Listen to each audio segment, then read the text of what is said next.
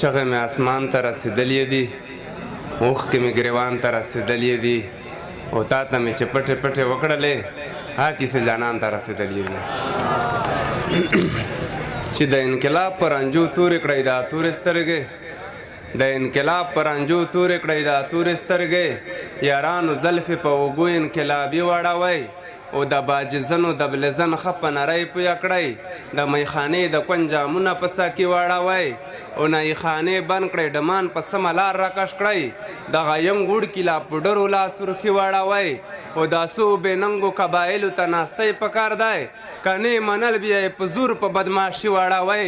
ای سړیورو تاسو هله د ستایلو وړ یئ چې د پنجاب په چودرهیلو بدشاهي واړوئ.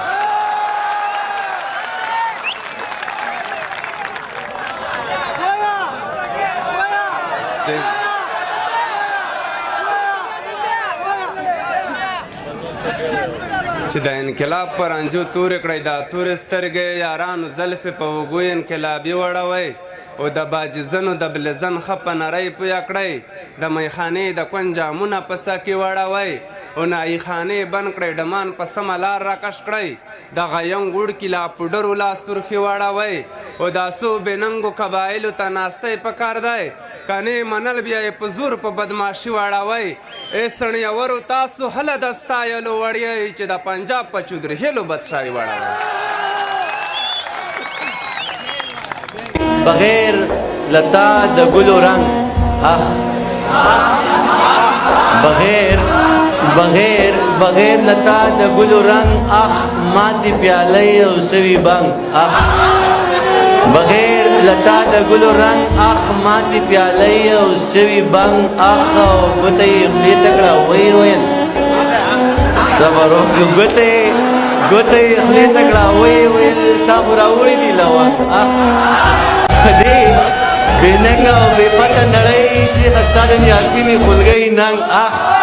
او ګوته یې خولې ته کړه ویې ویل تا خو راوړي دي لونګ اخ او ویلې ماته مې همزولي وایي دومره ذهین او دومره دنګ اخ دانشه څه د رب احسان دې پتا دانشه څه د رب احسان دې پتا درته غورځېږي هر ګړنګ اخ ټک او ټک ټک بیل او پی بیل یو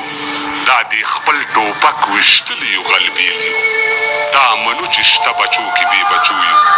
یو دښمن بل ته نیولي د پښو یو او داسې یو چا پر موږ حمله د توپ ویشتو کړې ده چا چې عمرونه د بل غېږه کې للو کړې ده.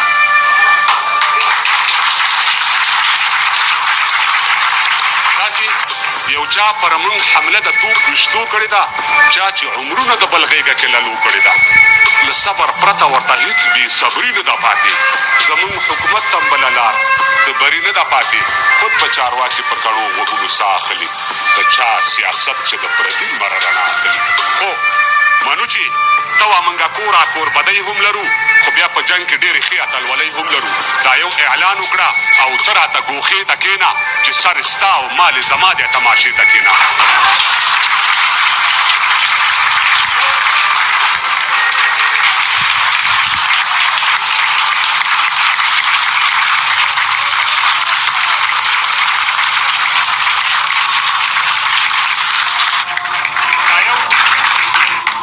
اعلان وکړه او ته راته ګوښې ته کښېنه چې سر ستا او مال زما دی تماشې ته کښېنه. که پر دښمن باندې مو میندې ژړولې نه وي نو ما به بیا د پښتنې شودې خوړلې نه وي.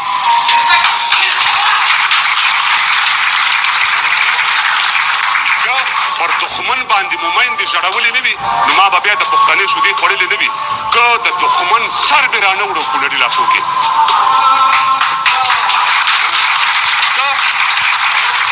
د دښمن سر مې رانه وړو کونړي لاسو کې بیا مې راواچوئ ټیکری په سر بنګړي لاسو کې او زه د غیور ولس په مټو کې لا زور لرمه زه لا اوس هم د کونړي سینه کې شور لرمه.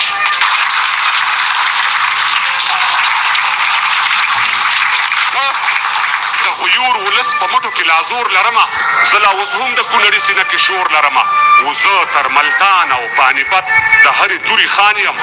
زه د ګوشتي او د میملې او د لال تورې خان یم او زه په یوه ګزار سل ټکه د زرګرو باسم د کونړ شګې چاڼوې شمه ترې زر وباسم د کونړ